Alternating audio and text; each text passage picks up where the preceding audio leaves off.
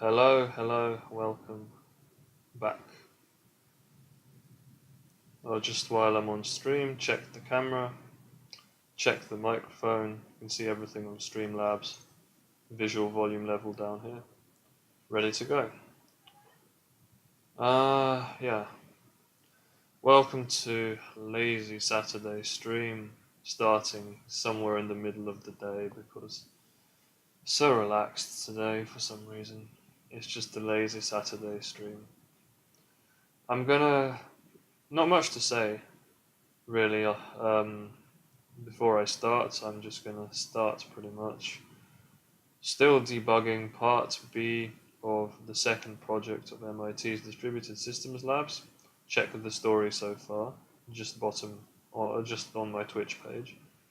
And that has 7 tests, and I'm just trying to pass the first one. Still trying to pass just the first test. So, I'm in the same position I was in at the beginning of the previous stream, so almost 2.5 hours ago. But it has improved. I made some changes, and I'm getting closer and closer to passing the test. So I'll just show you guys a demonstration of what this test looks like that I'm trying to pass. It's, we have for Raft, all the tests start with the number 2. And then it's 2A's for part A, 2B's for part B, the one that I'm doing. And then there's 2A1, 2A2, and then 2B1 through 7, and then 2C, 1 through 5. But I'm nowhere near even starting 2C. I just want to pass the first test of 2B, which I think is quite a difficult test, to be honest. It's kind of taking a long time to pass, and I don't know, I feel like if I pass this, maybe the other tests will snowball. Just because, this is really requiring me to get the code performant. For the most part, right, I should say, for the most part, my code has been working. It's just been working very slowly and unreliably. So I was getting different test results every time I ran this test. At best, I would get, because what I'm testing is the data cycle, so Raft's ability to get data through itself, and that's a 4-step process of data gets inputted, data gets written by the leader, and then by all the followers, once the leader sends it out to the followers, and then the data gets committed by the leader, and then the followers commit according to when the leader has committed, and then data gets sent out by everyone. Everyone who has committed is always sending data out. That's a quick summary. I should mention, I forgot to say, committing, or the leader commits, that's the step that I've missed out explaining. If a majority of followers have written. So leader writes, propagates to the followers as soon as possible, then the followers write ASAP. Then the leader commits once a majority of followers have acknowledged that they've written, and then the followers commit according to if the leader's committed. That's it. And then everyone is sending it out, and it's getting sent. The data is getting sent into everyone as well, but everyone except the leader is ignoring it.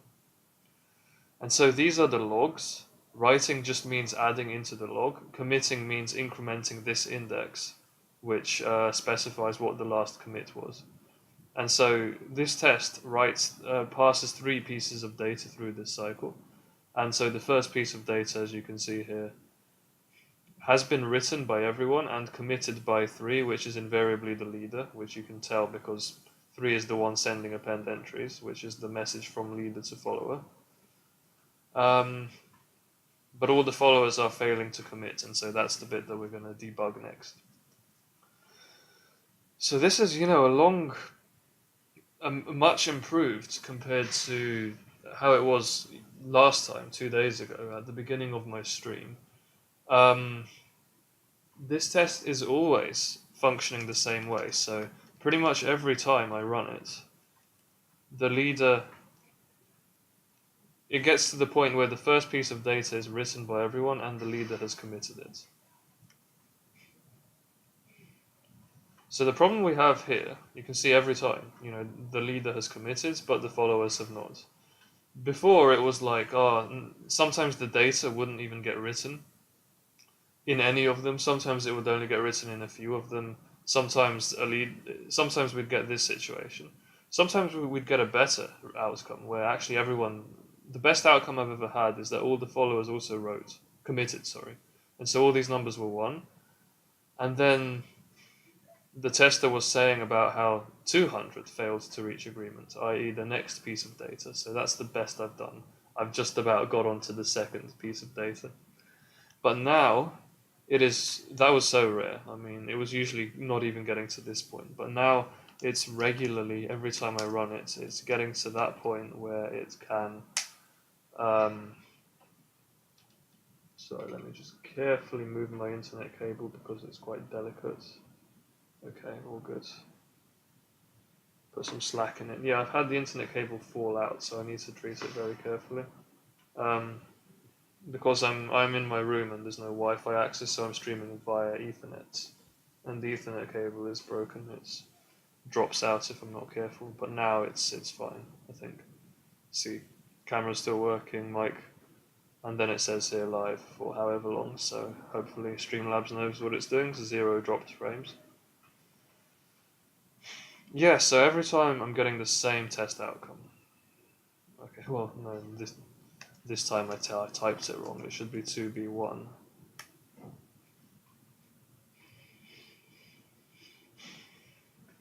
So I've done something that's broken the follower commit phase. It's not working. But other than that, it's a lot more reliable than it was, and that amounts largely to the fact that the way I implemented the out phase was I had an infinite loop that kept checking if there was any data that has been committed and is therefore ready to be sent out to the final destination channel. I have a channel where I'm supposed to dump all the final data. And that was locking and unlocking the state variables, and there's a lock on the state variables so that the thing is protected from being overwritten. Like whether it's leader or follower, these are the kinds of state variables and they have a lock. Only one thread's allowed to change that. But because I had this background routine that was infinite loop lock and unlock, it slowed it down to the extent that, it was barely working. And so now I've come up with a more intelligent way of doing that, i.e. only run that loop when it is likely that, when commit index has changed, either the leader or the follower, that means that it's likely that that thing needs to be run to output the data that's been committed. So it's still an asynchronous function that commits everything that needs to be committed, but it only gets called when commit index increases instead of infinite loop in the background of checking whether it's increased. Wind myself talking so fast. And so that simple fix has made it a lot more stable. But next thing that I need to fix is this, which is the followers are not committing. So I'll make a note in the chat that that's what I'm going to be doing now. Well, I've only been going for 8.5 minutes. I'm going pretty fast today.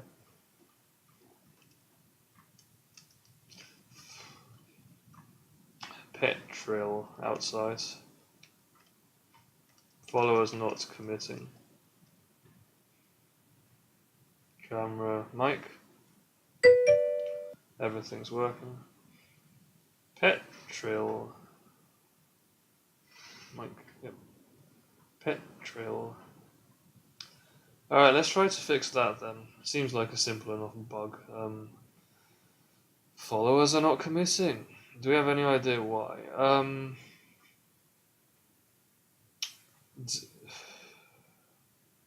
The leader should really be printing its commit index. That would help me.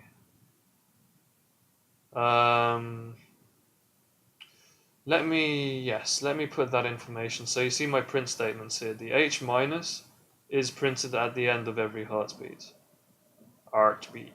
And it has pretty much all of the leader's state variables just get printed for debug purposes.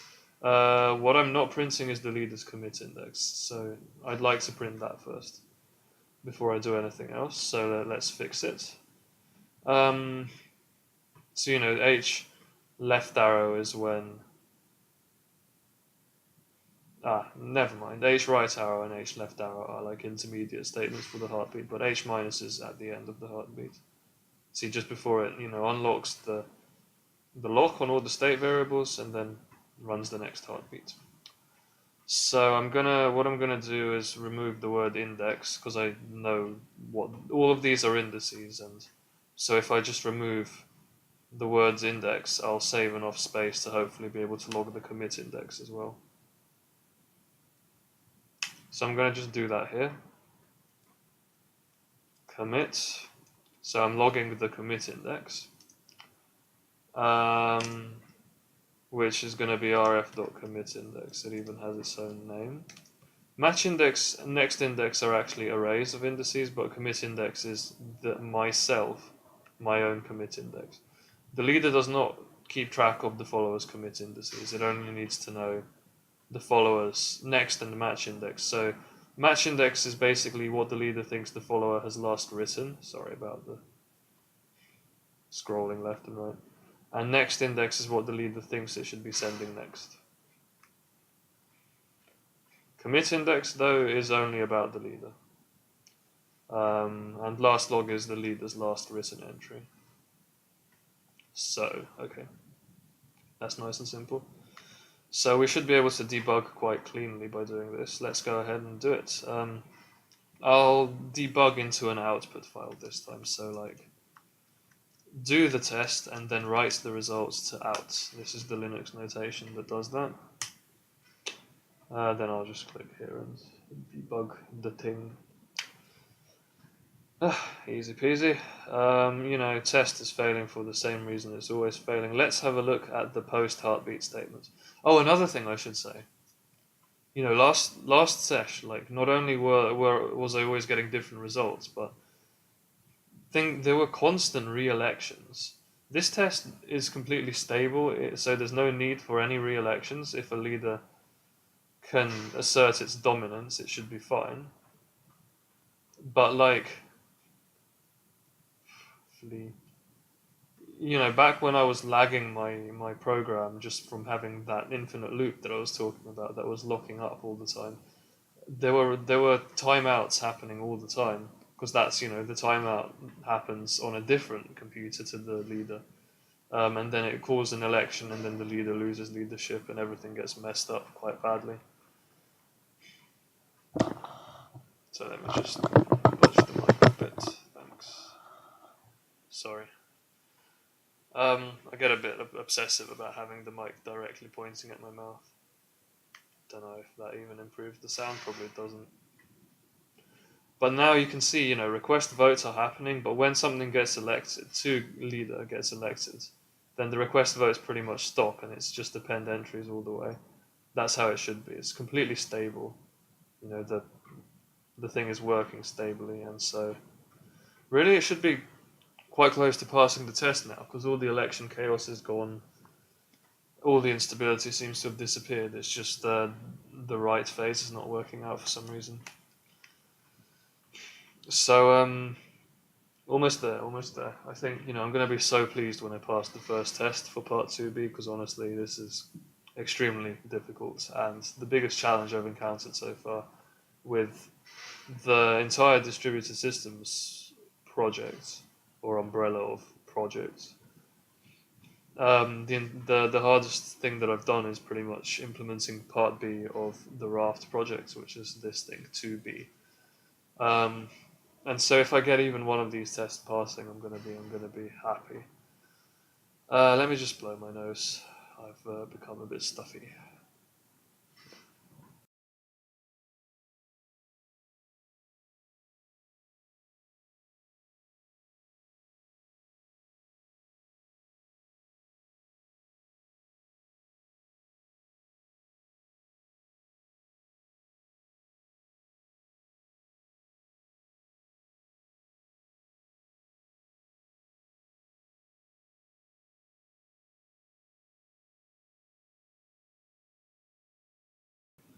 It really would be wise to stream with water. Oh shit, I have water. I forgot this was here. Sick. I have to maintain optimum hydration. I should add stay hydrated bot, shouldn't I? I can do that. Why wouldn't I do that? I'll add it to my stream chat.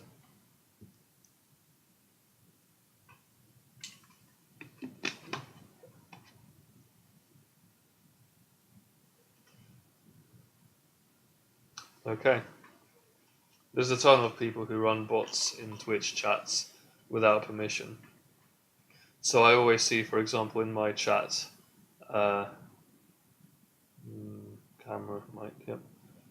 In my chat, I always see like electrical longboard, for example, which is this random bot. But I don't know. For me personally, it's harmless having those there. They don't do anything. They're just sort of there. They don't interact in any way.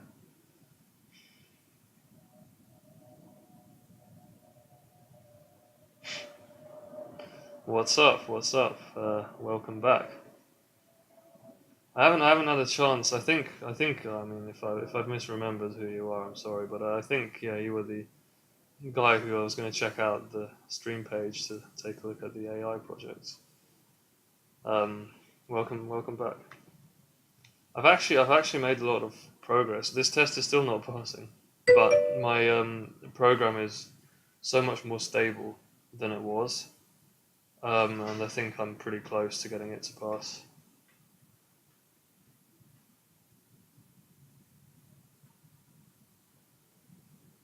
Oh, do you mean the having Twitch bots that are just lingering in chats? Do you mean? I don't know enough about Twitch bots to even know why they have that. Why they have them in chats like that. This electrical longboard one, I have no idea. Yeah.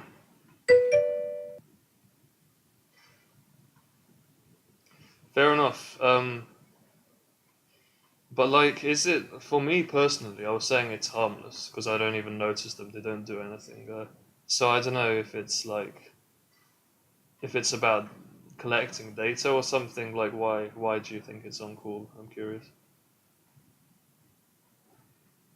What I'm doing here is I'm gonna now look through all of my heartbeats to try to figure out. So the problem I have in my testing, you can see at the end, the 4-part cycle of data is data gets sent in, then written by leader, writes get propagated to the followers who also write the data, then the leader commits once at least half the followers have written, and then the followers commit following the leader's lead. And at all times, anyone who has committed is outputting the data to the final destination. And so these are the logs. And so you can see everything has written down the first piece of data. This is the leader, number 2, because the leader is the one that sends out append entry, so I can spot the leader immediately. So the leader is committing, but the followers are not committing, and that's where my program is breaking down. And so I'm going to just look through the heartbeats. H minus is a print debug statement at the end of every heartbeat, so I'm going to try to figure out where the leader has committed and why the followers are not then committing.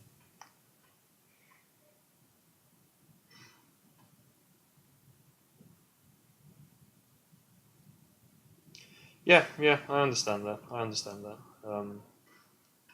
If people have to, it's people's choice what they want to linger in their stream chats, and if people are going, can you please get your bot out of my chat, and you don't do that, then you're right. You're completely right.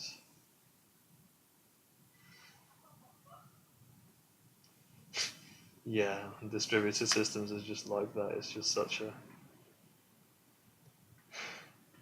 a kind of subtle sport, or whatever the hell this is. Let's have a look. Let's have a look at those heartbeats.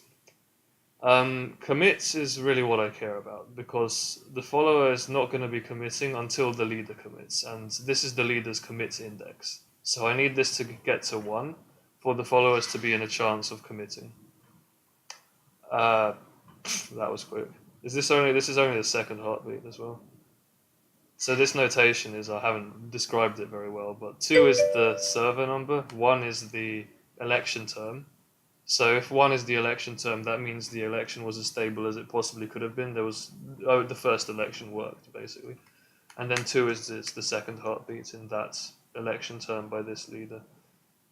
So it's okay, it's immediately committed, but the problem is then, is that's going to stay committed, but I need somehow to find out why the followers are failing to commit.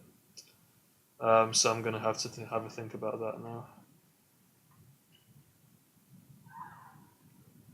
H minus, yeah. It's something along the lines of H right is when the heartbeat starts. H left is when the leader stops waiting for things to reply to the heartbeats and tallies up who has replied and just reads what the followers have done and updates all of its variables. And then H minus is okay. All that updating is done. The heartbeats ended, and this is where I am now. I don't have any print statements from followers, which is a problem. So I have no idea of figuring out why the followers have not committed. The code that handles this is here. Is it? No, it's not, sorry. It's in the handler of append entries, which is the message type that the leader sends to followers. So this function handles append entries. And it's in here that I have information about commits.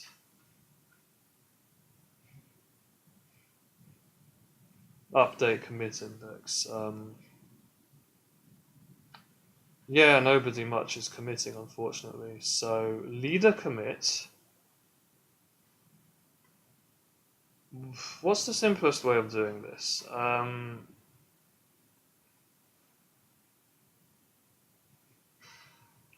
So at the let me just check that I've done this right. At the very end of the program, what happens is there's a kill function, and in that function I have written print the results. So I print myself, my log, and my own commit index. And so what I was saying at the end is definitely correct, that these zeros are the followers' commit indices. So that's fine. What I want to find out is why the followers are not increasing their commit indices. So append entries, here it is. What I'm going to do is just a quick and dirty randomly print. First of all, I have to print who I am so that I can tell the followers apart. Then I'm going to print these two different numbers. So commit index should be getting set to the minimum of these. So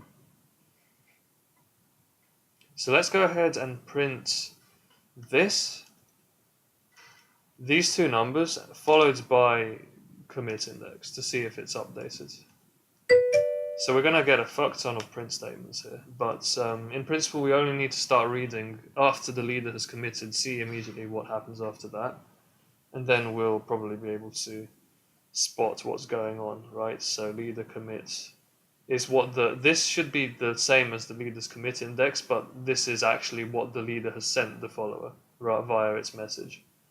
Then this is the follower's log, and then this is the follower's commit index. I should say, just before I check chat again, I should say that this statement here is trying to set it to the minimum of the leader's commit index. In principle, it's trying to follow the leader's lead on the commit index. But there is also this statement that is saying, okay, I'm not going to set the commit index to any inaccessible index. So this is the maximum index accessible in my own log. So it's just a kind of quick sanity check, basically. And this is also saying that if if the leader's commit index has not even gone up, then I should not update my own index. This is supposed to guarantee that index updating for commit index is monotonic, so it's always increasing. Although, now that I'm looking at it, that's a bit dodgy because the commit index could go down. It's not, this code doesn't prevent that from happening because if the log suddenly goes the hell down, like if the log suddenly gets a lot shorter, then this could break. So actually I'm probably going to rewrite this to make sure that it is actually always increasing. I'm not attending MIT. I am what am I? I'm literally just, someone who graduated maths. I'm sitting here in London. just teaching myself, I don't know, bits and pieces of computer science. I don't know much computer science, but distributed systems, I just kind of like it. It really sort of. I wanted to do a project where I'm just learning it by really doing rather than reading lectures. That's kind of the way I like to learn things. So that's a kind of short. Who am I? It's not an MIT student at all, because that would be sus. Doing the coursework that everyone else is supposed to be doing on Twitch. Why not, I guess. Thanks.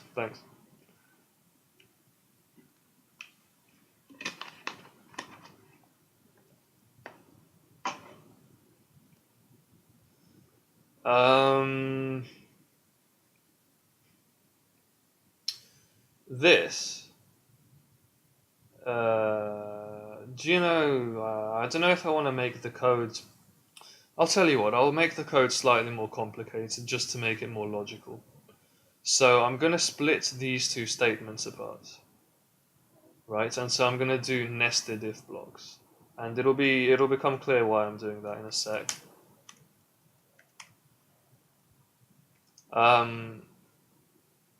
Well, actually, I'll tell you why I'm doing it now.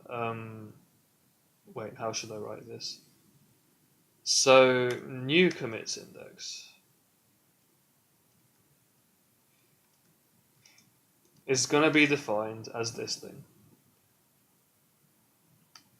This is what I want the new commit index to be. But it has to be that new commit index is strictly greater than the current commit index for me to update the current commit index to equal the new commit index. Okay? And only in situations where commit index has increased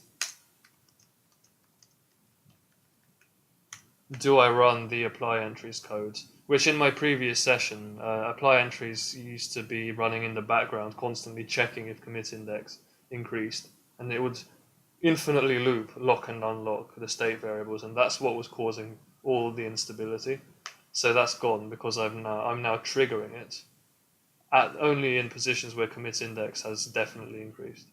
So this is you'll have seen this before. This is a standard kind of dynamic programming type maximum.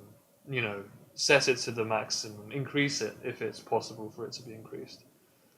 And the other thing I should say is the reason I am setting this statement is because this statement is usually false, and so it's just a kind of not necessarily a performance optimization, but a kind of logical thing of maybe that doesn't need to strictly be there, but it's just kind of most of the heartbeats have no data in them, and if that happens, I just don't want to run any of this code because it's not going to be relevant.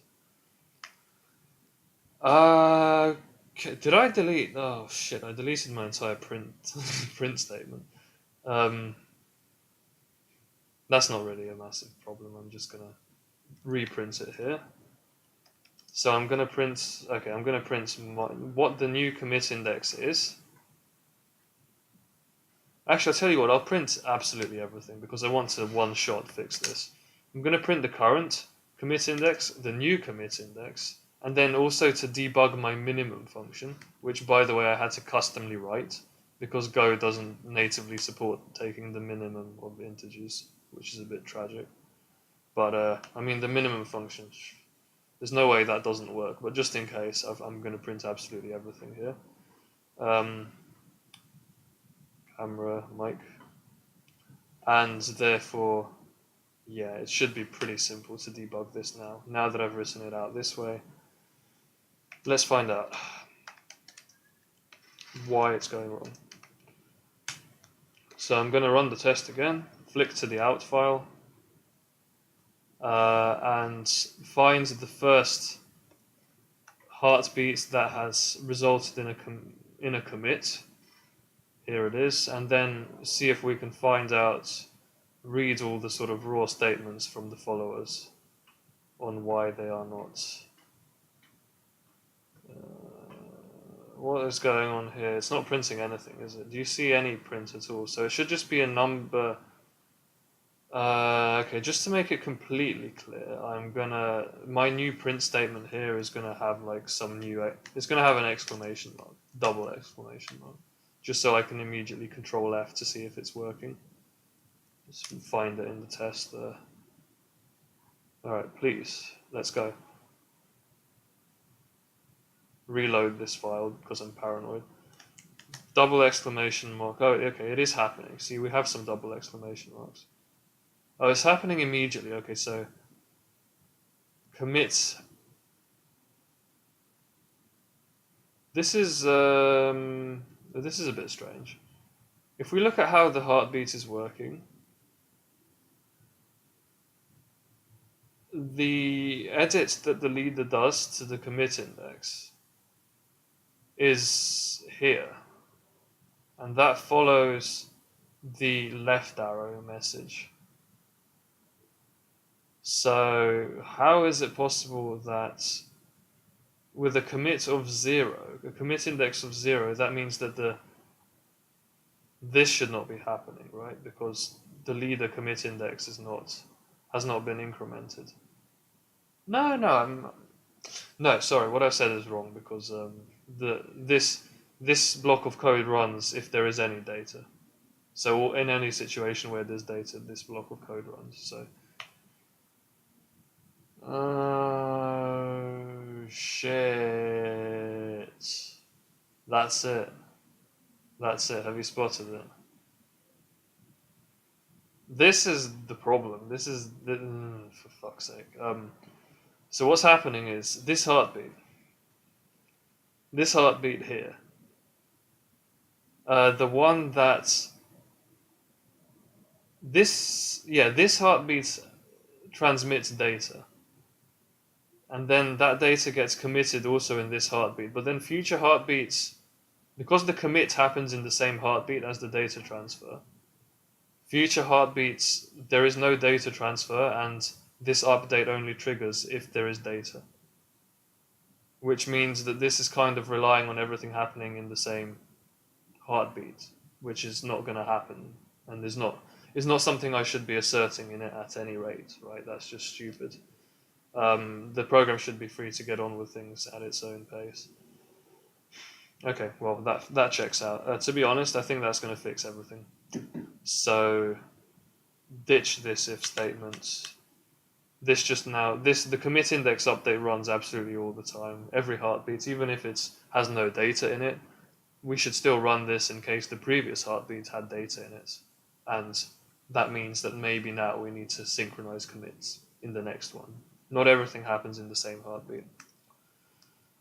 So I'm gonna actually comment out my print statement and just see if it works.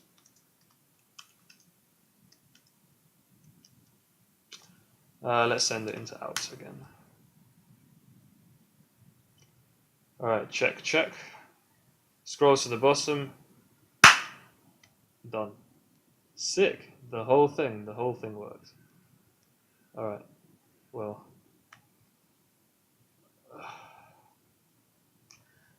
This is interesting, right? So that bug that was there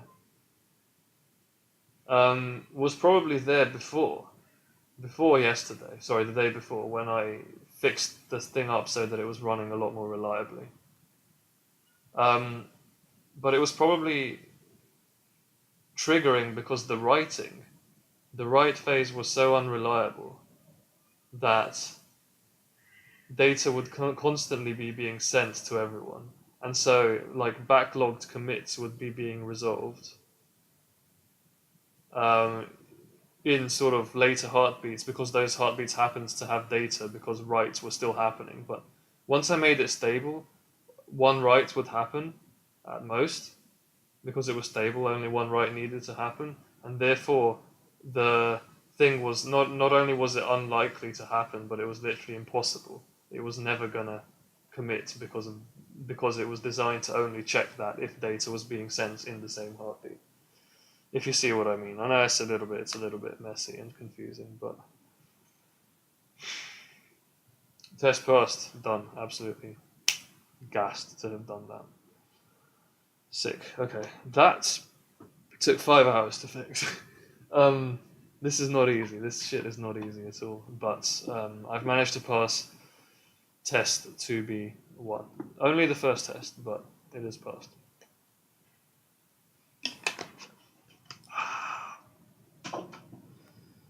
Cool.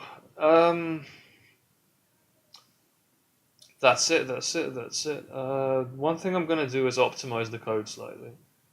So not explicitly, not actually optimize isn't really the word I'm looking for. What I mean is I have some numbers that determine how fast the code works, and so I want to cut them down to what I think are more reasonable numbers because I extended them in an attempt to try to get the codes to work. So I'm going to try to bring them down again. So the steady election timeout, for example, I'm going to cut it back down to 500 milliseconds. This is an interesting thing that, as well, something I changed while I was debugging it to make the code run faster is I set the election timeout to 0 for each server's first run, so that they run elections immediately. They might not run elections at exactly the same time, because we have randomization is always the same thing. But the timeout, which is the earliest possible time an election starts, is set to 0 on the very first run. But then it gets set back to 500 for the normal operation of the program. And that was just intended so that if you look at this, the thing was aggressively inputting data.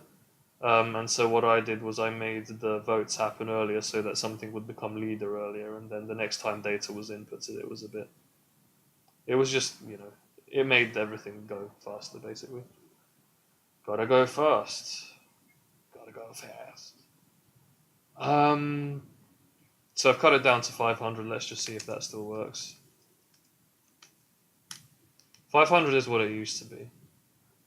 Okay, it worked once. I'm gonna actually test it 5 times on the trot.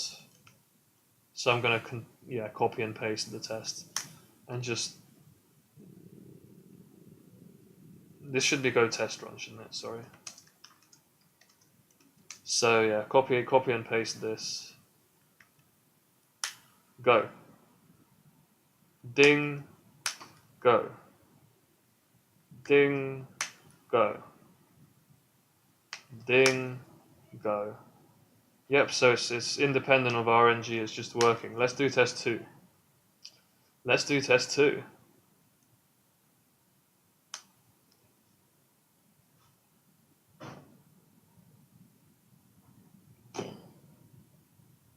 This is, you can see this is a much more hardcore test that I've done here actually. Do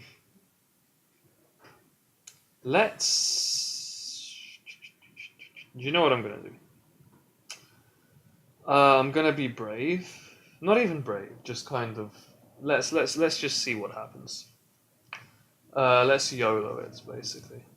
And I'm going to run all the tests and turn off the debugging as well, just to find out if, because I mean my code in principle, I don't think there are any problems with it. So let's find out. Let's run all the tests for part 2B a few times and just see if it works.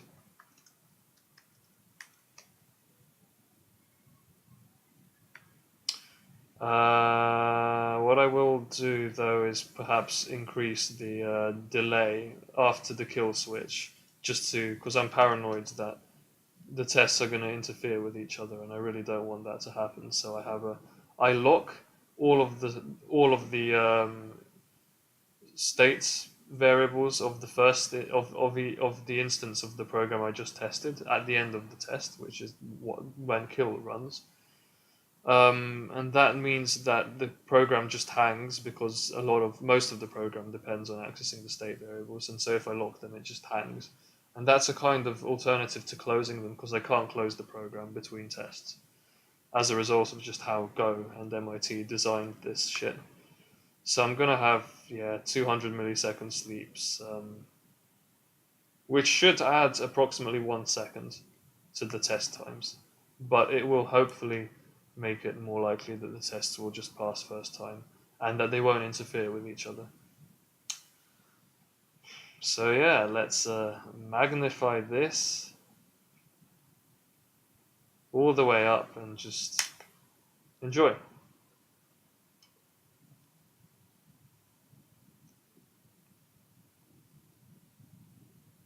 No agreement today, no agreement tomorrow, no agreement to...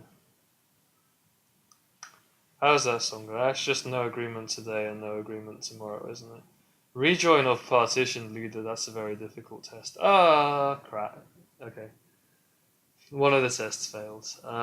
What does it say? Leader backs up quickly over incorrect follower logs. Okay, it's running the next test.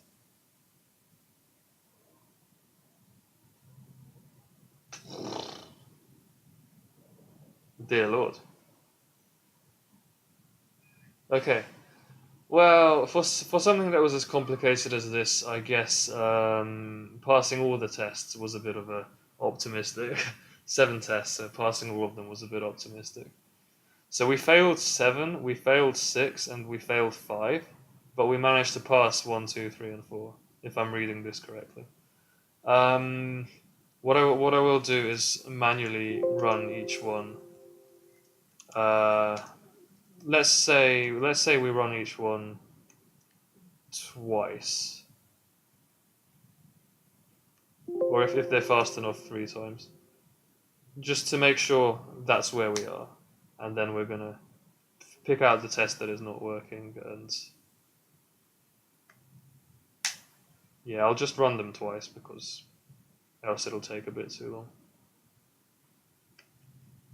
So we're passing agreement despite follower disconnection. We're passing no agreement if too many followers disconnect.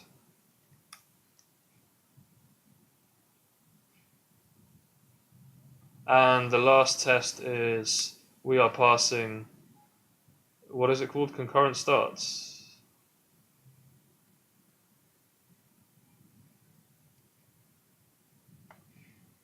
Concurrent starts is failing. I'm sure this part, yeah, this test passed the first time I checked it, but fails otherwise, unfortunately. So it fails occasionally. 2b4 is, I guess, the next one that we're going to try to pass. It passes it literally alternates pass and fail. Oh, okay, we had 2 passes in a row, but it's gonna fail a number of times. Okay.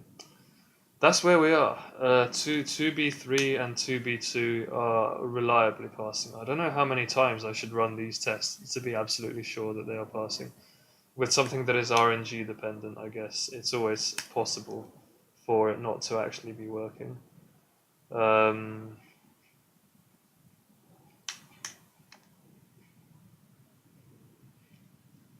So it's a bit sus to, the students at MIT who have to submit this to MIT. If it's passing 2/3 of the time, then they have 2/3 of a chance of getting their marks for the coursework, which I find quite funny. It's literally RNG coursework marks, which is cool. Yep. Okay. So that's it. That's where we are. We have passed 7 tests for part 2B. We have passed the first 3. And now we're going to have to try to deal with all the other ones. Okay, no problem. That's where we are. What should I should make a note in chat. Actually, do you know what? I'm going to actually just commit everything.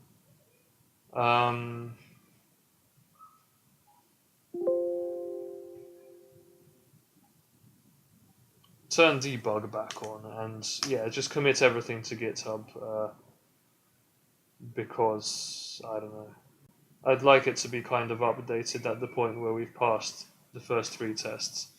So 2B passed 3 out of 7. Passes first 3 out of 7 tests. And that's already a massive step forwards compared to where we were before, which is 5 hours of not failing to pass the first test. And so I guess I can edit this as well, now that this is all working. I'm going to set it to debug to be 4th test. We've made so much progress. Check it out. so that now we are just doing that. This is actually, I mean, it would be a nice place for me to just take a break and chill a bit, but how long have I? I've only been working for about 45 minutes. Camera, mic, let me check the camera. I've only been working for about 45 minutes so far today. Oh wow, that managed to get very out of focus. God, it's just annoying. I didn't even move, it was just the camera that got out of focus.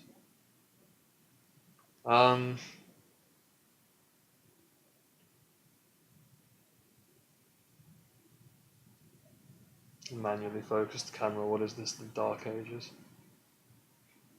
But you know, camera autofocus tends to be not great. It's nice because I guess it works most of the time, but autofocus can leave you in just nonsense situations where your camera just, you know, starts taking the absolute piss.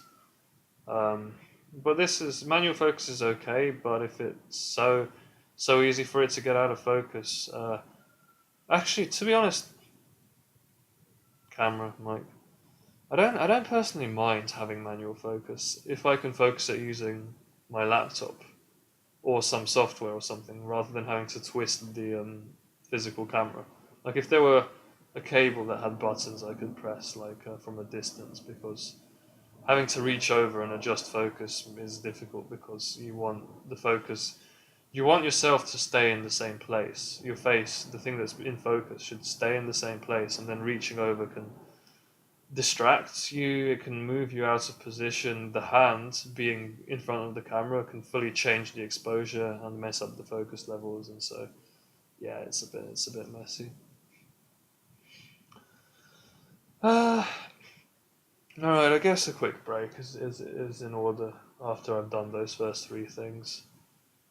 I don't have anything much to eat, anything much to do, so maybe I'll just push forward. I actually have a bit of a Terry's chocolate orange that I can eat. So I'll just take a break for another couple of minutes and then push through and try to find out what's going wrong with part 4.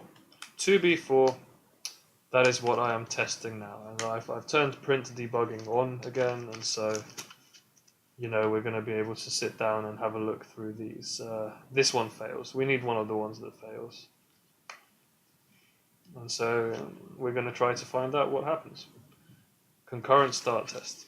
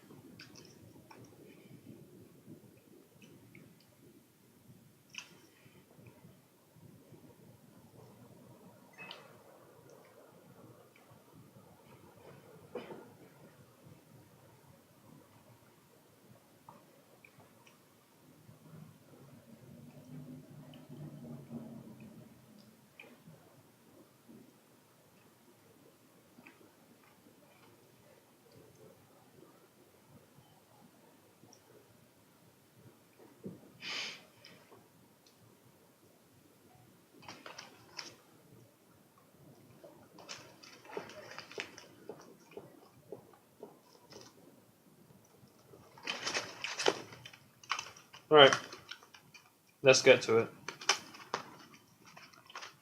Just had a bit of a squiz at the test log to try to get some preliminary ideas.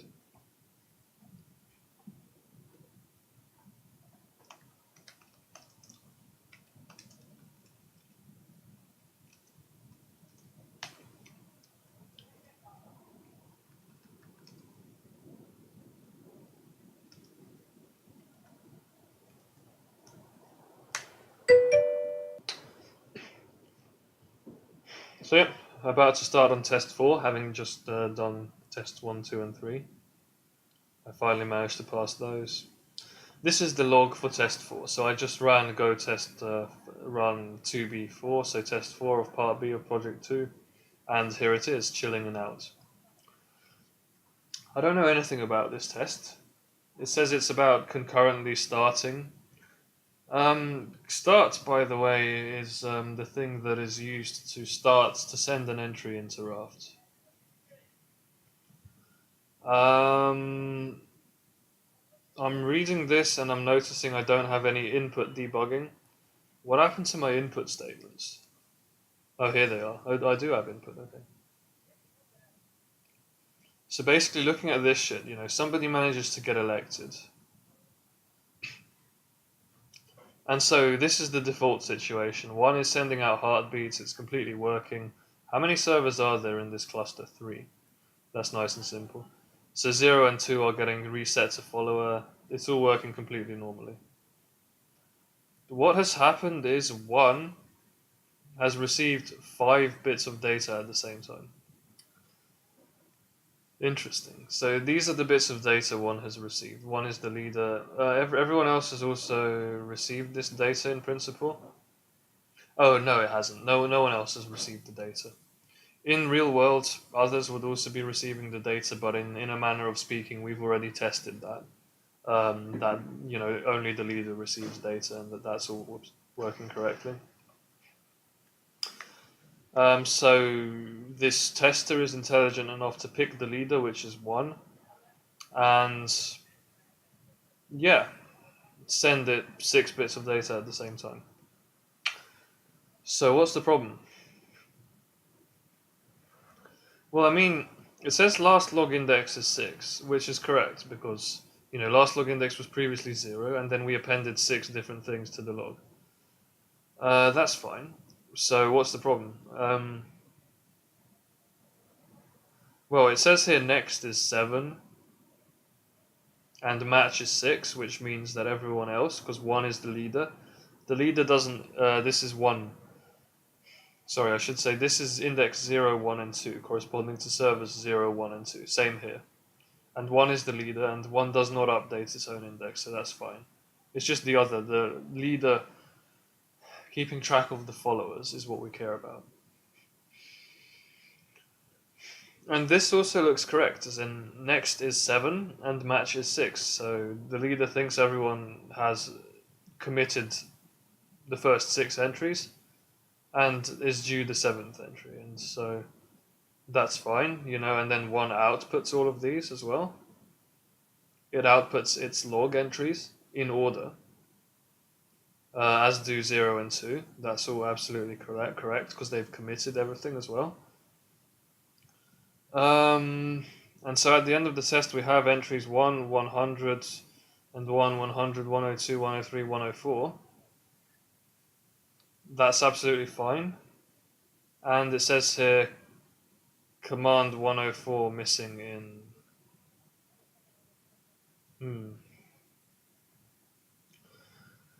To me, this looks like it's working correctly, to be frank. I don't know why the test is failing. Okay, let's have a look, because this test succeeds sometimes. Let's have a look at a success case of this test. So this is a failing case. I'm going to put in the console a success case, so we can compare. I have a feeling the success case is this correctly ordered. So this is actually identical to this one, but if we keep running it, eventually we'll get a failing case. Sorry, a success case, one that passes the test.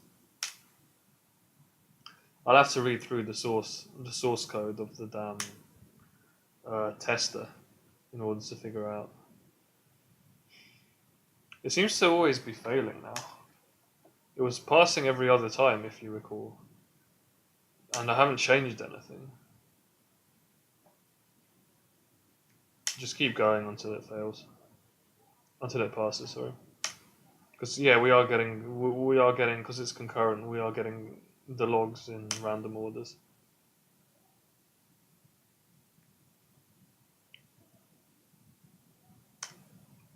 My arse is hurting slightly. I'm going to have to move. I was getting passes over half the time, and now every single one is failing. I want to get a pass case so that I can check exactly what the log looks like in a pass case. I swear this will eventually happen. Let me move my butt. hopefully without disconnecting the internet cable.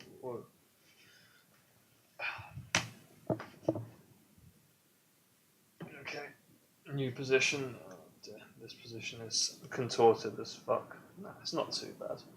I just have to make sure the camera's still fine. So adjust the stand. I have a stand that's made out of Connects, by the way, for the camera. It's actually, yeah, it's serving me quite well, this stand. It's quite nice. Yep, so from this kind of position, I just need to, this is what I mean about, how my arms are at full stretch trying to adjust the focus on this camera. Oh, God. Got it. Cool.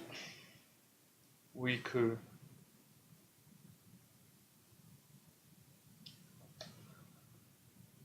Camera. Mic.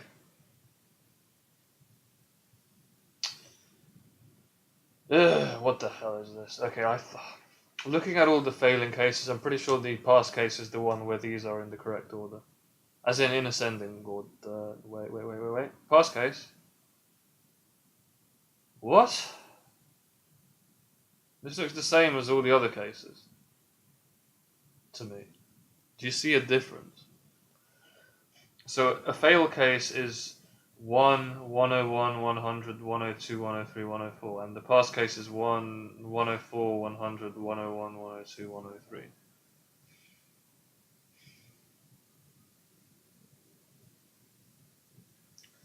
Here it says command 104 is missing. But then it's talking about 101, 101, 100, 102, 103.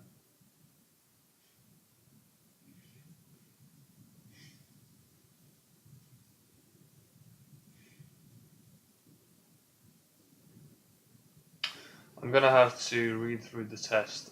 This to me looks more like a bug in the test than anything else. How can there be a bug in the test? People's coursework is getting marked according to that. Surely I'm wrong about that. But what else could this be? Again, so it's saying line 277 in the test file.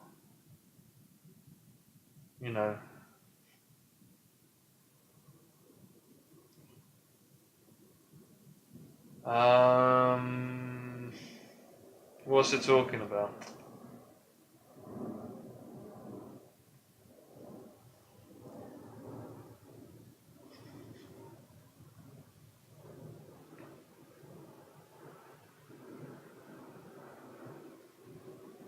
What the hell is this? This is the most abstract looking piece of code I've ever seen. Why does it say continue in the if statement? What does if continue even do? I don't know. Never mind.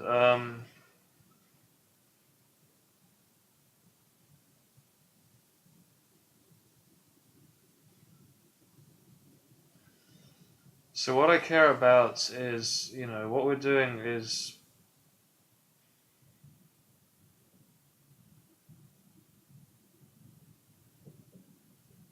what this is basically looking for a command.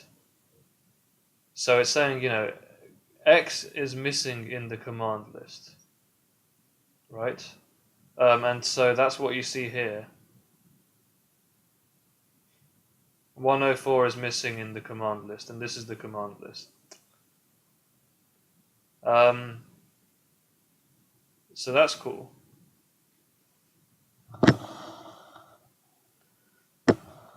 So we know here 104 is missing, X is 104 and commands is this list that doesn't contain 104. X is, 100 plus II, which are the number of iterations we care about, it goes from 0 to 5. It's 5 iterations, isn't it? Iters equals 0. It says somewhere, it should say that somewhere at the top. Yeah, here. So 5 iterations. Which means that we are checking, from 100 to 104 inclusive, And 104 is, it's always 104 that's failing, isn't it? If I run a few more of these, no, I need to find out what commands is. So it's going j equals 0, j is it goes through the whole of commands and checks if 104 is in it. So this is a loop through the whole of commands. So I just need to find where commands is. Commands is getting ix appended to it. It gets defined as just a list of integers. And then what we do is go through the range of, we range through the is list, and then command I don't know, it sends a command in or something, and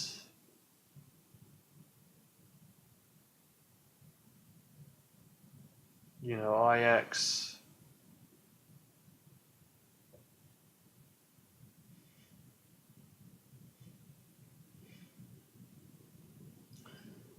it's failing, like, I don't know, it's saying, 101, 101, 10, 100, 102, 103.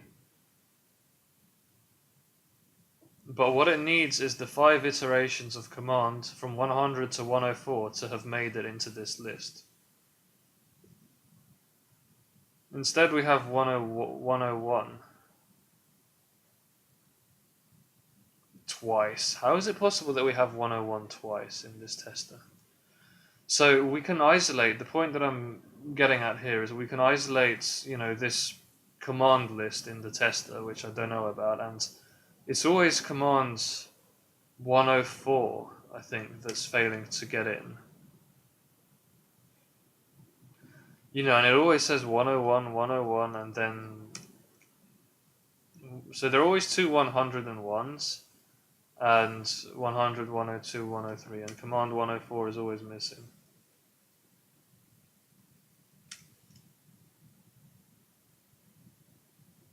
Oh, in this case we managed to get 100 to be missing, and we have two 102s and the 101. Do you know what I think is wrong? I think what's going on is that the tester is not being told that the commands that it sent in have been processed. So I need to, it says in the Raft blueprint, so I'm just going to bring this up. All this stuff is easily found either on my GitHub, which is linked on my Twitch page, or on the Git repository for this, or indeed there's a resources section on Twitch that has a quick link to like the blueprint and some other stuff. In the blueprint it says, right, and this is something I know because I've just remembered I have not implemented. It says here, when it comes to, I think, all servers, well actually here, if what the leader does, if command received from client, it appends and then responds after the entry is applied to state machine. We need to think of a way to respond. And it says here after the entry is applied, so after that entry is applied, we respond. So I think the problem here is that there are no responses. It's just doing applies, but it's not responding to, at the position where it's received data. Receipt is done in raft.go in the start function, so that's the bit that's wrong. Let me read through the comments to see if there's any information here.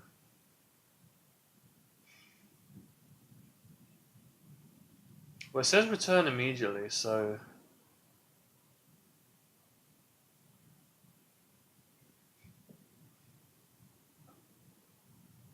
It's not to do with the in phase, it's like it actually has to somehow respond at the out phase. So at the very end, and that doesn't seem to come under this section of code here. What I'm going to do, I think the fastest way for me to debug this is to look at the bit that I think I'm not doing right, which is this bit. and read the actual original Raft paper at section 5.3, which is linked to here, in the hope that that will be revealing of the answer. Let me just snap this window. Slightly better. I haven't fully snapped it. Because if you fully snap it, Windows doesn't remember that you've snapped it, and so it resets to some stupid, the original window size. So it's better to actually just leave it almost snapped, but not quite, because Windows. Alright, let's have a look. So, part 2b. Let's see if there's any information here. I have, your first goal should be to pass the first test. Thankfully, I have actually succeeded with that.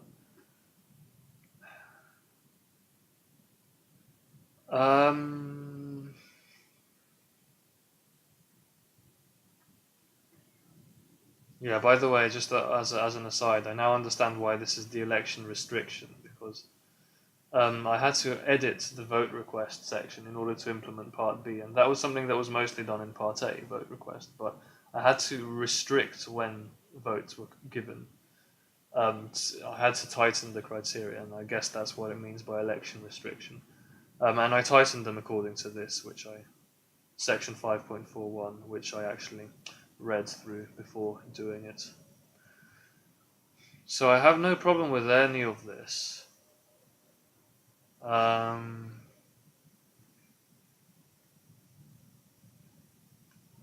of this is what's wrong. It's just kind of... Yeah, it's got to be... I think it's got to be that I read the Raft paper like I said I would. And read through section 5.3.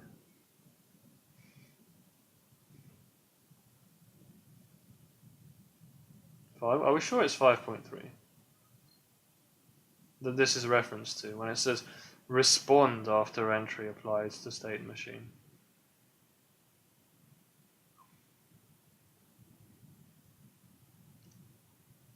I've not read any of this and I don't intend to. I just want to find the information that I care about.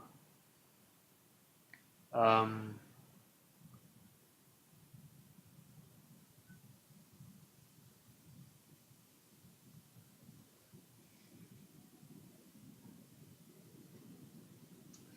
skim reading this looking for a reference to the apply phase, so just if you see the word apply anywhere.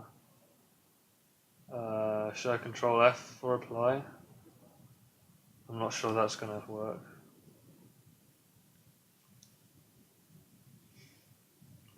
Yeah, I mean, the leader applies the entry to its state machine and returns the results of that execution to the client. And I don't know what state machine means, but I think it's about, because of the use of the word apply, I think it's about sending to the apply channel.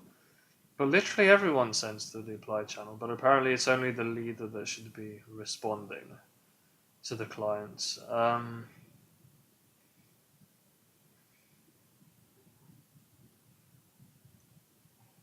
Yeah, so not too many hints here. It just kind of says the leader applies. Okay, let me see if I can get a robust, like a stricter definition of state machine. Because honestly, that's something that really I just have no idea about. And why does this not have fucking state? It doesn't have numbered. The number of times this thing has happened. Like this is instance 1 out of 10. Okay, let's see if we can find out what a state machine is.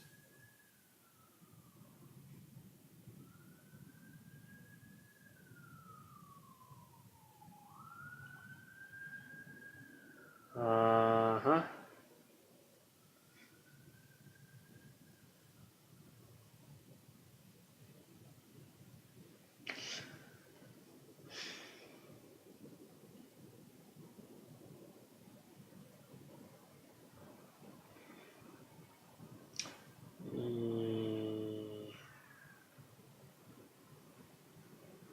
Perhaps a quick Google of the phrase state machine would explain it.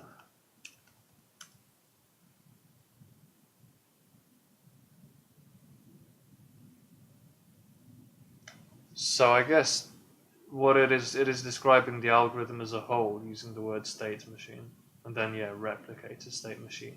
It acts as if it's just one state machine, and I guess it's referring to how data is applied one step after the other, and everything is consistent. You know, the order of the log. The logs are all identical, and so it's as if it's just one thing with a log and a state machine. That kind of depends on how that log works. So, you know, applying to state machine is, I think, definitely sending things out in the correct order, and that's where we need to respond. The bit of the code that handles that is in here, which I think Raft flow really ought to be renamed Raft common. Yes, it should be, because it used to be that I had basically the whole Raft algorithm in this file, but I split it up into candidate, follower, and leader, and so all that's left here is the common stuff, and so common is a reasonable name. Common, Kareem, Riggins, Rabbit, Glasper.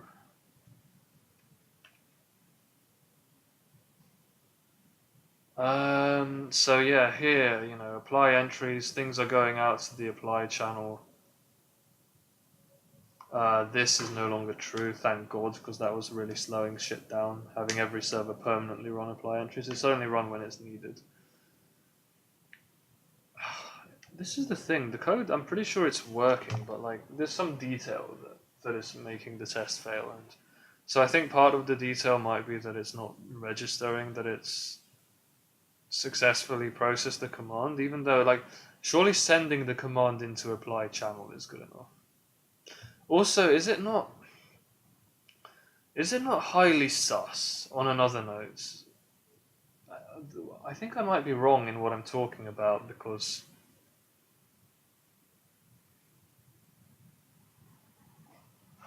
I just can't figure this out. So, okay, let's have a look at, in one of the failing tests, like say this one, which has two 101s. Let's look at the out phase. So the output that is coming from the leader, i.e., the leader's 1, isn't it? Yeah, 1 output. So here it says 1 output, 1, 2, 3, 4, 5, 6. So that's referring to log indices. Do I have a copy of the leader's log? I have one here. So it's outputting 1, 101, 100, 102, 103, 3, and 104. But I think it is only detecting the first 5 outputs, and it's adding 100 to this one for some reason. So that's a bit sus, isn't it? That's really weird that this number just differs from all the other ones, and that, you know, this looks like this, the first 5, where you add 100 to any of the ones that are below 100, which is sus, highly booky. You know, what I'm going to do is, for complete clarity, I'm going to add to my output statement, I'm going to add what the thing that I just applied is. So rf log at last applied the data should be, let's print it here.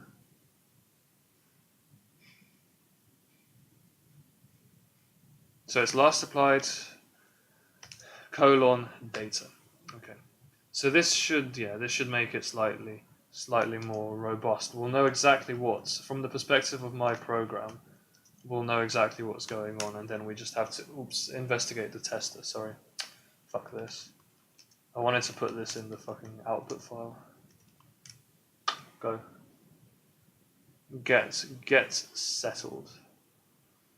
Alright, so again, looking at 1's output, the leader output. You know, the leader is outputting 1, 101, 103, 104, 102. Which is 1, 101, 103, 104, 102. Where is 100? Oh shit, sorry, I misread that. I'm looking at 1 output.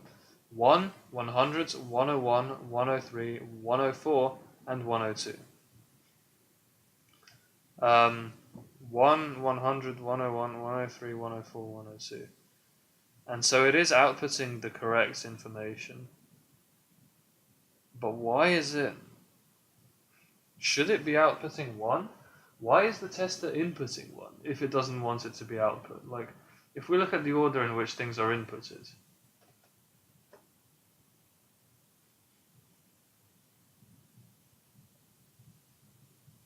Oh shit, 2 is the leader. I should only be looking at the leader, sorry, I got confused. Yeah, because 1 was previously the leader. It's still the same, 1, 100, 101, 103, 104, 102. 2 is the leader. 1, 100, 101, 103, 104, 102. It's identical. But, you know, if we look at the inputs to the leader, 1, 104, 102, 101, 103, 100. Okay, so it's the input is happening in some random order, but that's fine because it's concurrent. Why is 1 being input in the first place? That's what I want to know. So it's running start 1. For some reason, the tester is running start 1. It's when it's you know them ones when you're debugging the tester, or you feel like you're just doing that. I think responding is the same as just applying to the state channel, or is it not? Why is this inputting 1 in the first place? So take a look at the start command.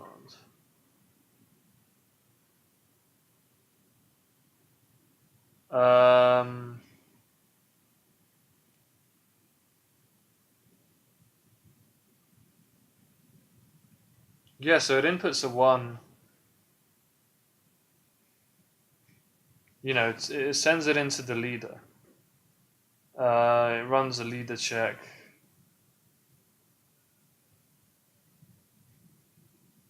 Leader moves on really quickly.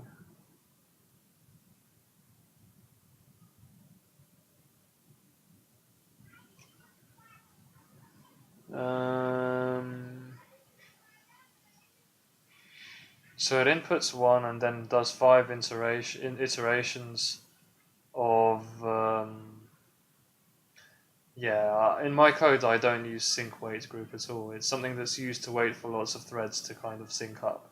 But it makes sense for a tester to do that because it wants to test those exact time situations.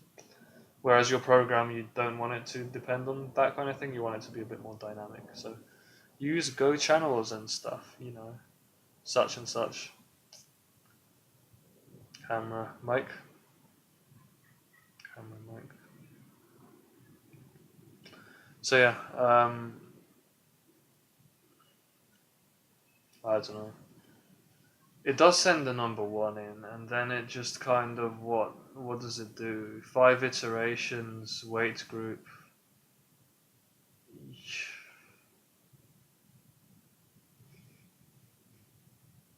I'm not understanding this test.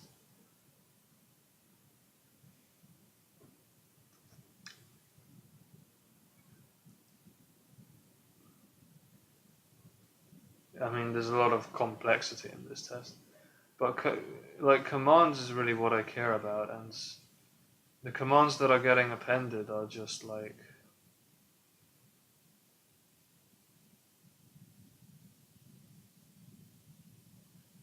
I don't bloody know. CMD is like a command, duh.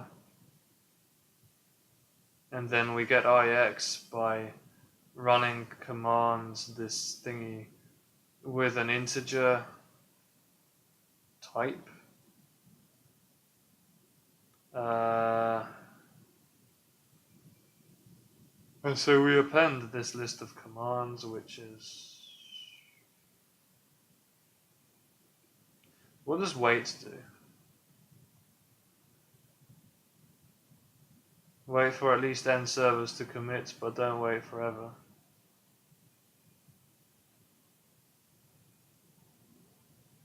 But where's the damn data?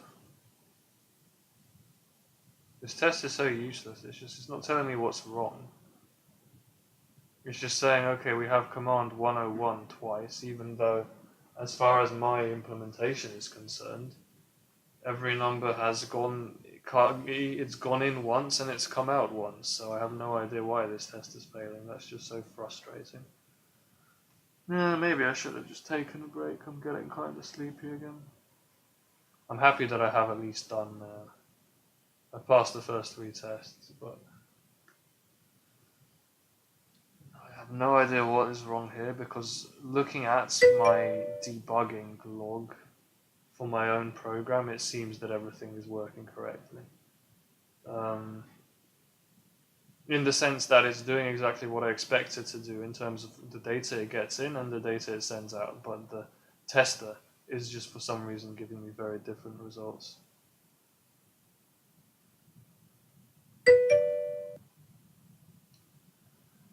I am, yeah. Yes to both of those. Pretty much from scratch. It's actually, the MIT project gives you some very basic infrastructure to work around. Like, thanks. But that's the thing, right? It's made me bare sleepy, hasn't it? So, you win some, you lose. No, I'm sleepy, I don't know, just because it's the weekend and I'm trying to catch up on sleep a bit, and so I'll be keen to oh yeah, no worries. No, to be honest, I feel like I'm going to do the same thing. The point I'm at right now, I've just run into basically the test not working, even though looking at all my print debug statements, it works exactly how I think it should work. But the test is just giving me some random numbers, and I have no idea what the meaning of this is. Because like, it sent in 6 commands. They were like 1, 100, 101, 2, 3, 4, and then it's just saying, oh look, 101 is there twice, and 1 is not even there, and it, like, my program doesn't say that that's what's happening, so I have no idea why the test is saying that. Sorry, never mind. Yeah, go for it. Yeah, just come back. I'll always have up in my stream title where I'm going to be streaming next. Dear Lord. Yeah, I don't know what my play is here, so I'm kind of sitting here feeling tired and sorry for myself. Not knowing what I should do in this situation. Do I try to figure out exactly how the test is working? Do I try to figure out why the number 101 is here twice, even though the command 101 was only sent in once by the tester? Do I care?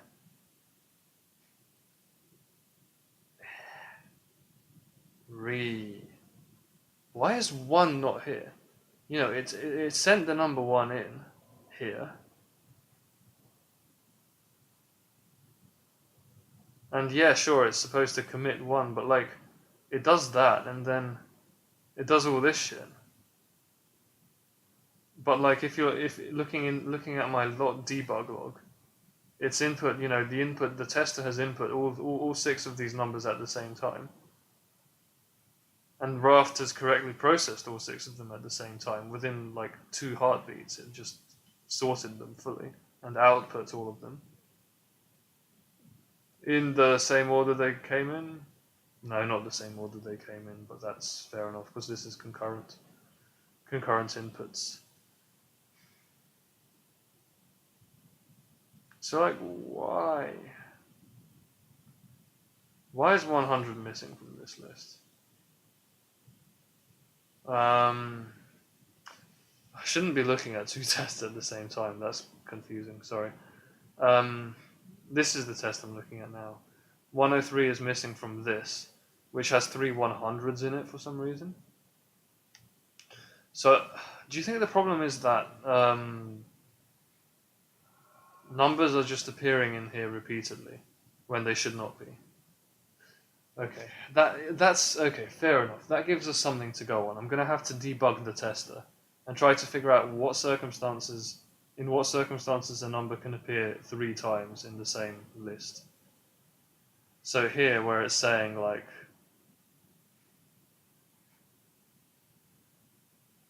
where the list of commands is getting constructed, which is down here, I think.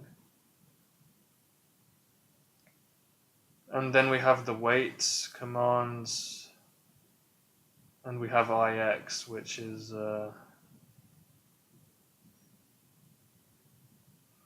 What even is this syntax? Command dot brackets integer. What is? Oh my god! So this thing, cfg dot wait index servers term. Wait for at least n servers to commit, but don't wait forever. So we have index, we have n, which I guess is the piece of data. Oh no, n is the number of servers. It's not a useful variable then. And the start term for, is that the term of that index? I don't know. These tests, man. Oh my. Can I figure this out, or do I need sleep? I slept 8 hours, but I didn't have any coffee. I'm trying to just not get any kind of coffee addiction, so I'm just avoiding coffee unless it's strictly necessary, like if I'm staying up to watch speedrun marathons or something. What kind of stuff would I be watching at 5 a.m? Some American stuff. I'm gonna put print debug statements in the tester, but what the hell is? Do we know what is? It's a channel of iteration buffer length. What is getting sent into is I. What is I?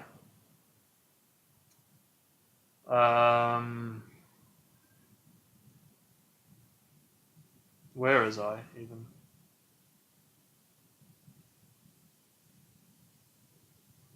Oh, sorry, this is a function that's getting run on I. Why don't... This is stupid, the way that this has been written. So it goes from 0 to the number of iterations, which is still 5. So we get 0, 1, 2, 3, and 4. And then we starts, okay, we're running starts on 100 plus I, which is cool. So is a channel in which those things are getting sent through. So we get the numbers 0, 1, 2, 3, and 4 sent through into the is channel, which is made from scratch here.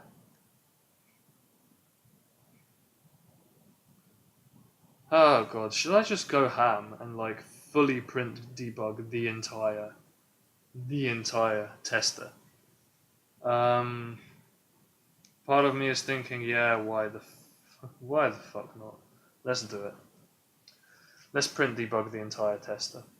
So print what's the easiest way to print debug a tester without all the other statements coming in? I literally just want the tester. Okay, what I'm gonna do is I'm gonna set up a new debug function. I'm gonna copy and paste this. Literally fully copy and paste it and do a new debug variable, which I'm gonna call debug because I don't know reasons. It's like the alternative debugger, and instead of P, the function is gonna be called Q. Okay? So we now have a second print debug statement function that has a separate switch. Basically, that was the point of that. So I'm gonna print debug using Q, the tester. And what I'm going to do is switch off print debugging for the actual program, which I'm pretty sure works correctly. We'll see if it works correctly.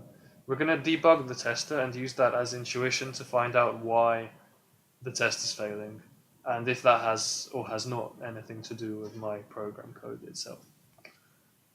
Alright,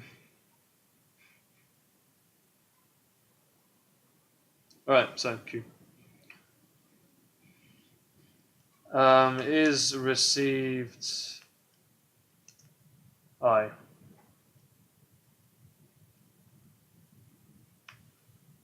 Because the tester is always, every time, it's receiving the same numbers. 1 and then 100s through to 104 inclusive. But what are the i's? Loop variable I is captured. Oh shit, sorry. This should be I. Yeah, because it's some sort of closure nonsense, I don't know.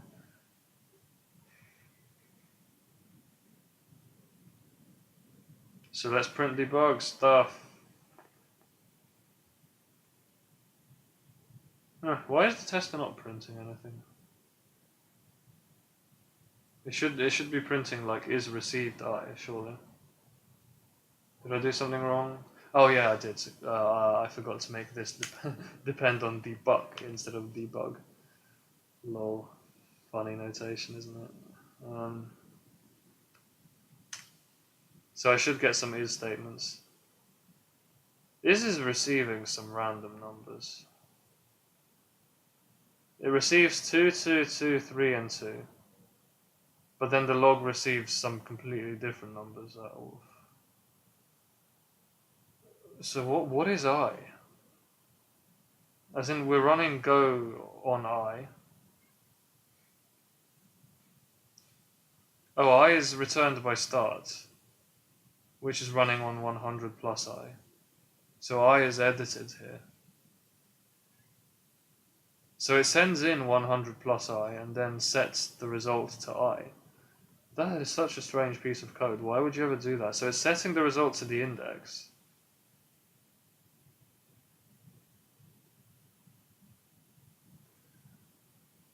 Oh, I think I have figured out what the bug is, and I think it is with my code. I think the bug is that index is not being set correctly. Oh, that's very interesting. Basically, so in the Raft file start, index is, here I'm setting it to log length plus 1, which is wrong because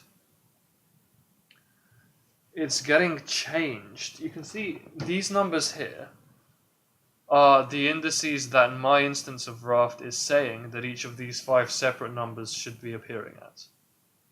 But it is, these are definitely 5 separate numbers that this is being run on. It's being called on, this function here in the tester gets called with input I, and then it runs start with that input, and so we end up with the correct number there.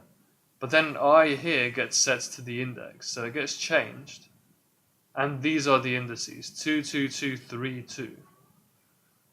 The indices should all be distinct because all of the inputs are distinct, and all of the inputs are definitely distinct because it's looping through ii's by running this function on each ii in a sequential loop from 0 to 4.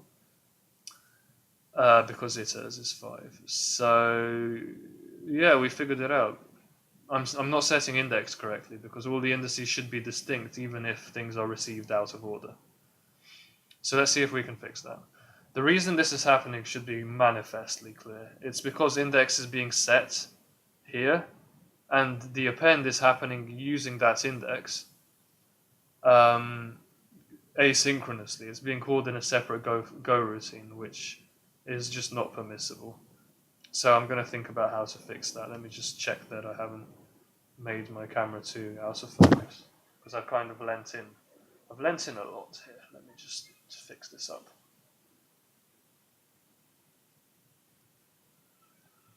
Cool. All right. Let's just put this over here again. I always put it there because I'm not allowed to minimize it, or else the Streamlabs capture of the camera fails. But this way, see, I can see my head is moving and microphone is still working as well. That's what the problem is. So index is getting set to log length plus 1, even if start is being run concurrently. 5 things are running it at the same time, and the index is getting set to the wrong number.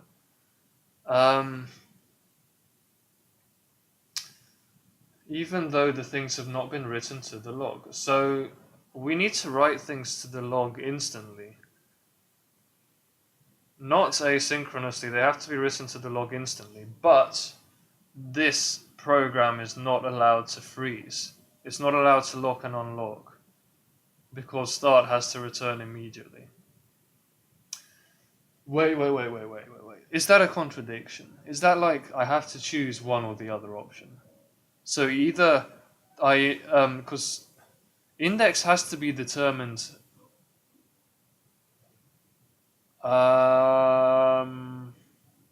if his leader is false, it does not matter what index is, right? But index, regardless, has to be determined. Okay, in the case is leader, that's all we care about. Other than that, index is allowed to just be 0. It doesn't matter what the index is if is leader is false.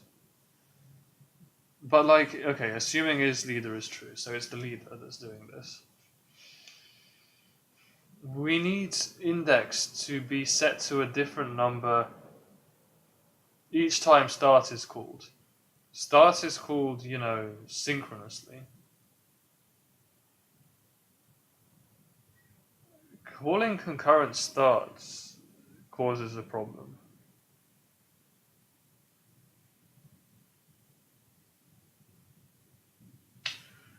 Yeah. I'm pretty sure we need, in order, because the end goal here is that even if we run the start function 5 times at the same time, even if that happens, all the indices need to be different. And so the question is, how can we ensure that that happens? Obviously, in this case, it won't happen unless, even if we synchronously edit the log length, because this is being run 5 times at the same time, that is not, that will be a race condition. I mean, the way that we usually resolve this is that we lock so that only one of these start functions is allowed to do anything. And I think because start has to return an index, and it has to return immediately, I think start has to lock. I think there is no way around that. Starts, it says return immediately, but we have to have a lock and an unlock, despite, which means it doesn't return immediately, because it has to wait for the lock and unlock. But that just has to happen by necessity, or else it is not possible to set the index correctly. It's not possible to set an index. And index start has to set index because it returns index according to the specification MIT sent me for how this start function should be implemented. And that's the interface of Raft. The tester needs to fit this exact specification. So we can't edit that. It has to match up with the call signature so the tester can call the start function. It's exported, so the signature is fixed.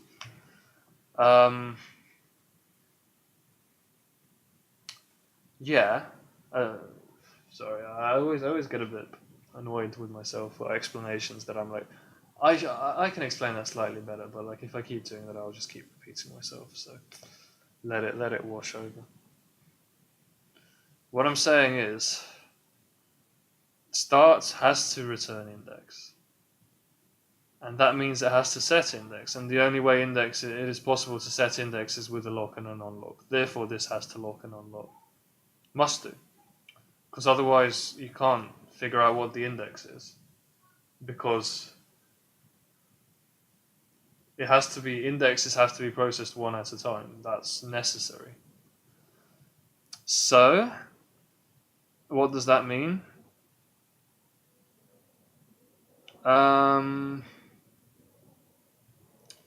It's really weird that Raft can even predict what index something is going to get appended to. It says here, the first return value is the index that the command will appear at if it's ever committed. And I've always been a bit weird about that, because how can it possibly know what the index is going to be in advance of committing? And that means, like, it has to be sent into the leader's log in the correct order. So the log has to be updated at the same time the index is updated.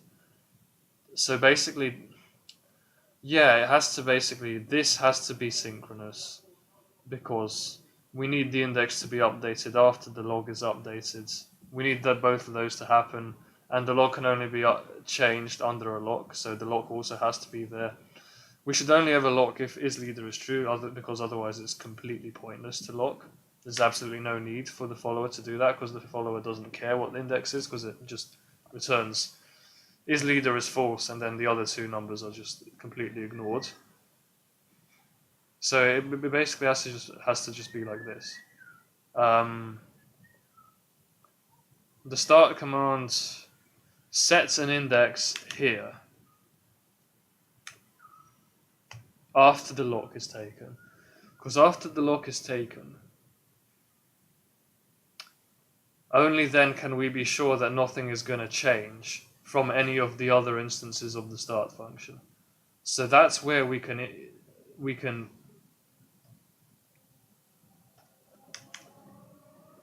append to the log and then set the index accordingly, right? So log length is, you've got to be careful here. I was setting the index to +1. I think that's actually completely wrong anyway. Basically, the index of the entry that I just appended is, now that I've done the append, it's the length of the log -1. Okay, because now I'm not guessing. It's funny that I called it myself. I said I guess, but now I'm not guessing. Now I know. If the leader remains stable, its own log has received this entry at the exact position I'm claiming the entry is going to appear at here. Therefore, I don't guess. I know. That's what I mean. That's what I mean. But the lock and unlock absolutely has to happen there, and that means that start is slowed down, but I do not see a way around that. If it turns out that this start is not returning immediately enough because there is a lock and an unlock now, I don't know what to say. To me, it feels like that's a complete contradiction if that happens. But what can I say? This seems to be working fine. So yeah. All these start functions are run at the same time, and then the order they execute in is determined by who picks up the log fastest. And that's determined by the runtime, so no problems with that at all. Okay, that's that then. So debug, I'm gonna set all the debug statements to 0. So debug is also now 0, and just hope that it works. I am gonna go for 10 passes before I am sure that this works. 10 passes. Let's go.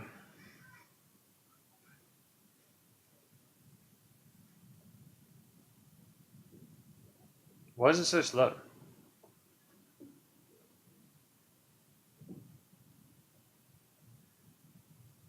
What's going on? I turned all my debug statements off, so I'm just hearing silence. It's just slow.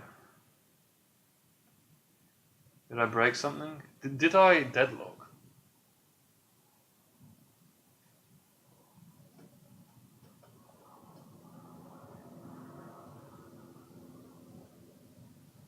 I still failed for some reason. It's saying only 0 decided for index 0, wanted 3.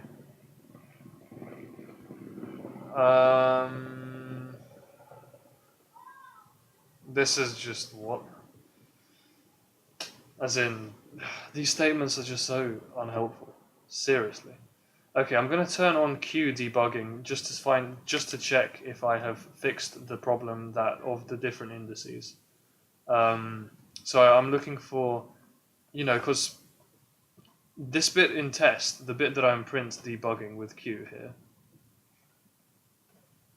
is the exact bit where I'm reading off indices.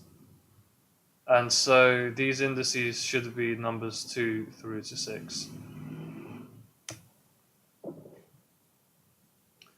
2, 0, 1, 3, 0? 0 is wrong. There's no way it can be 0 because the 0 index was returned here for this, surely.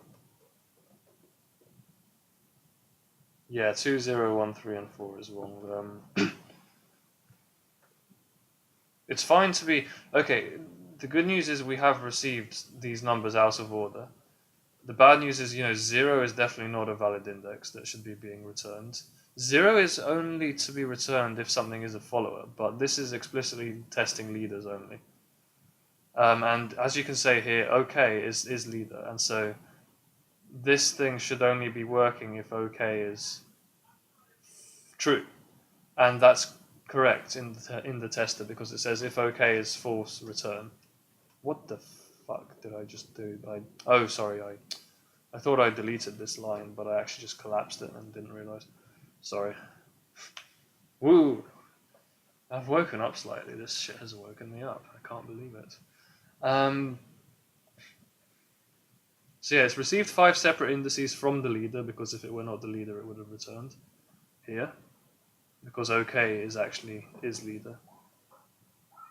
So it did that, but it's saying here, you know, index 0, which is definitely not permissible. So why is that? You know, I've appended the log entry, and then I'm saying the index of the log entry is the length of, oh shit. This should just be the length of the log minus 1.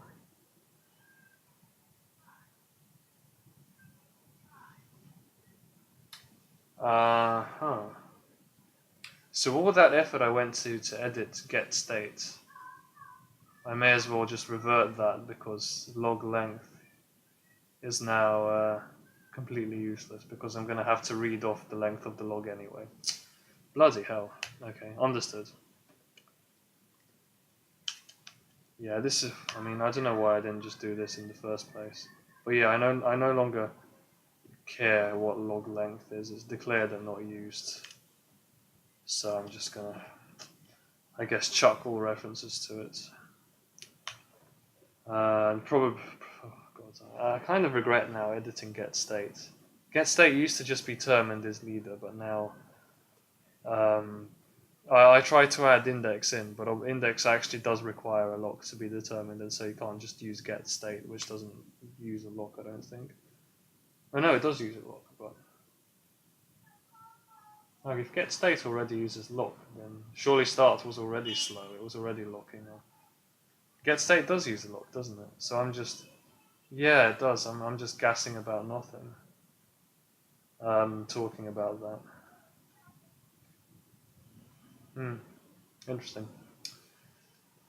So yeah, I think my mistake here was that I was being too paranoid about how fast this start function is supposed to be, right? So I was saying, like, yeah, I was saying, you know, I want this to lock as little as possible, but now I'm locking twice and it's probably still fine. But I've just added so much inadvertent complexity to the code and also made it very wrong by being too focused on how fast start is going. So to make it lock as little as possible, but that means you have to guess the index. And I was guessing the index completely wrong. But now I can determine the index. And I have length of log minus 1 now, so that should just be fully correct. So again, I'm not going to change anything in the debugging. I'm just going to run the test as usual. Currently I'm debugging the tester, which means the print statements in the tester are active. Oh, for fuck's sake, please. Highlighting in this terminal just does not work. It works fine in actual git bash, but this integrated git bash is just, you can't right click, you can't do anything except Control C while it's highlighted. Okay, so here, this is correct, right? The 1 is supposed to, that 1 thing is supposed to appear at index 1, and then these 5 iterations should be appearing in some order at indices 2, 3, 4, 5, and 6. So here they are, 2, 3, 4, 5, 6. Doesn't matter what order they're received in, the point is the thing is told, you know, whatever calls start, it literally is told the index that something is going to appear at. And that is indeed the index that it appears at, if you see here. Because this is done synchronously, isn't it? So this is 1, 2, 3, 4, 5. And that means that the order these are going to appear in the log is 101, 100, 101,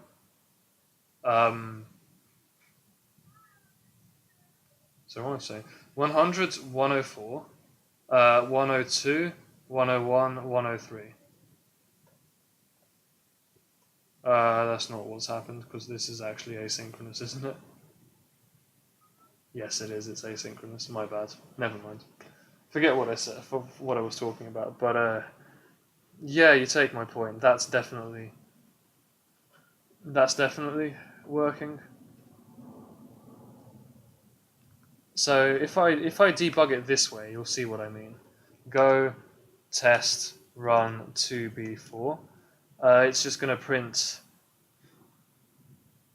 you know, data 2 is going to turn up in the first position, so it's going to be 1 for the thing before, and then data 2 is 102 is going to turn up in position 2, and then so it's going to be 102, 100 in position 3, 103, 101, 104, and that's what we get: 102, 100, 103, 101, 104. So it matches and passes the test. Okay. That's it. I fixed it.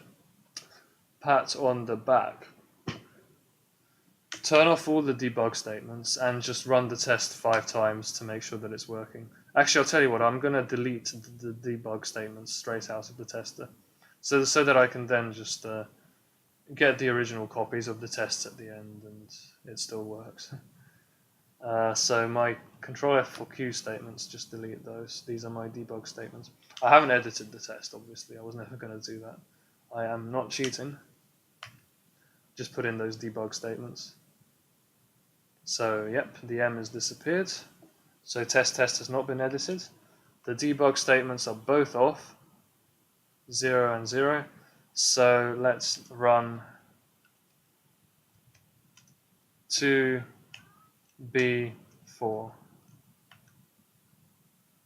I'm going to run it 10 times because I want to make sure it passes.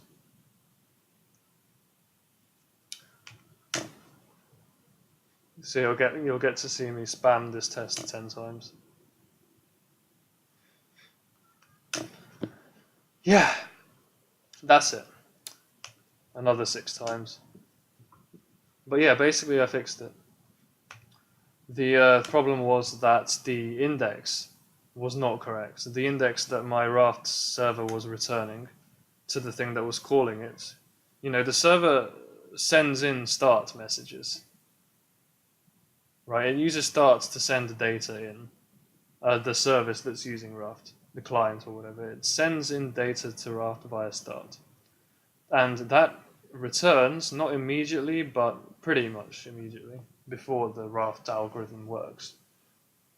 It returns the index in the final log, where if the leader succeeds, the data is gonna appear. And I was guessing the index rather than just locking and unlocking in order to accurately determine the index by setting it at the exact point where my leader was first writing into its own log, which is where that's how you're supposed to know what the index is. And now that it accurately does that, and I fixed the bugs with that, it's just passing every time. So test 2b4 is now working. Sick. Well, you know what I'm going to do now? I am going to do the thing where I just run all the tests. And probably just I'm going to leave it after that. I think test 5, 6, and 7 were not working last time I checked them. I don't know if this change that I've made to pass test 4 means that they are now going to work. But, let's find out. It's going to pass test 1, no problem. It's going to pass test 2 and 3 as well. These are all about how the log and commits work.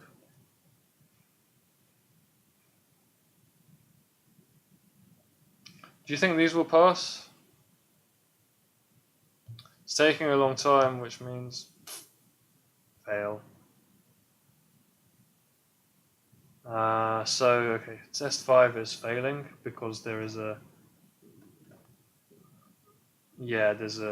consensus failure for some reason. Look at these fucking entries. This is a stress test, isn't it? Leader backs up quickly over incorrect follower logs. So I guess what it's doing is manually editing the follower logs. And the last test is just RPC counts are not too high.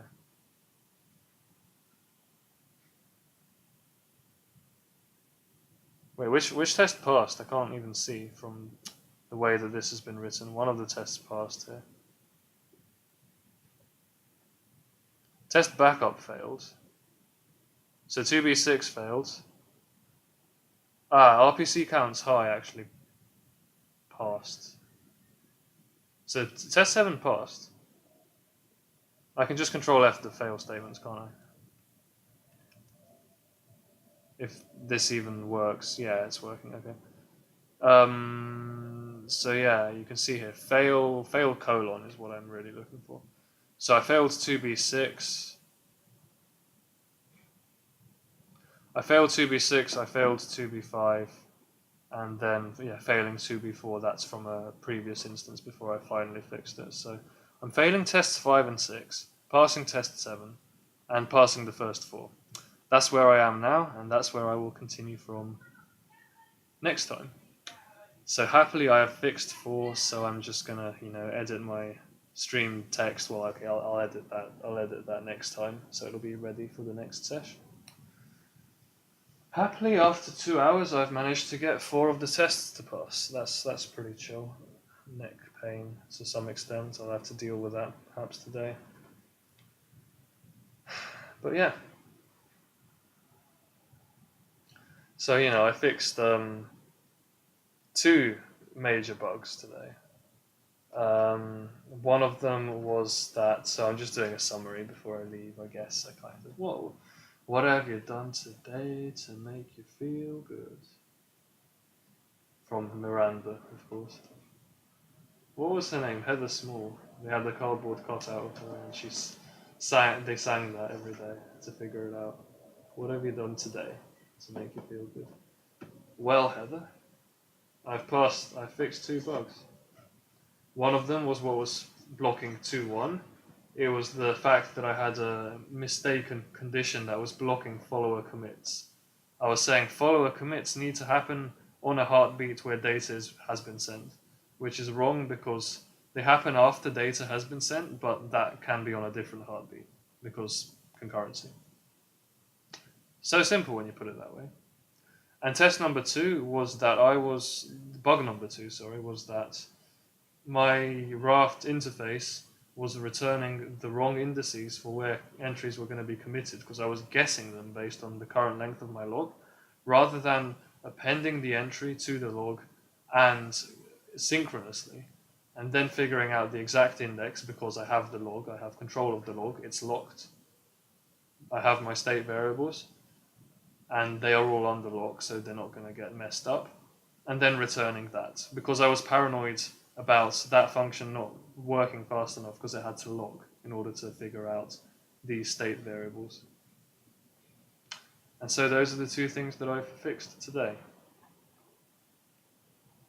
To be honest with you, I am going to make my start not depend on... Oh wait, hang on. Term and isLeader need to be... I need a lock. Don't forget, this start function, which is the function that I fixed, which is the one that is run in order to send an entry into Raft, relies on getState, which relies on lock and unlock. What I'm going to do is, so that I don't have to lock and unlock twice here, because that's completely unnecessary, what I'm going to do is copy and paste this code. So my start is no longer going to rely on getState. Instead, I am just going to redefine getState basically here. So isLeader is defined as this. Term is defined as this. Log length is now handled in a separate way, in a different way. It's in a lock and an unlock. But what I'm going to do is move this. I'm going to move this here. And then I'm going to just lock and unlock regardless.